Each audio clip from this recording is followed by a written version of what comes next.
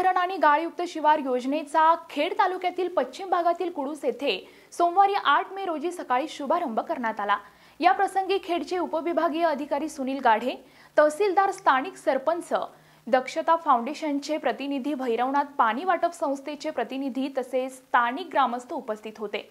सुमारे 1000 ट्रक गाळ या धरणातून काढण्यात येणार आहे।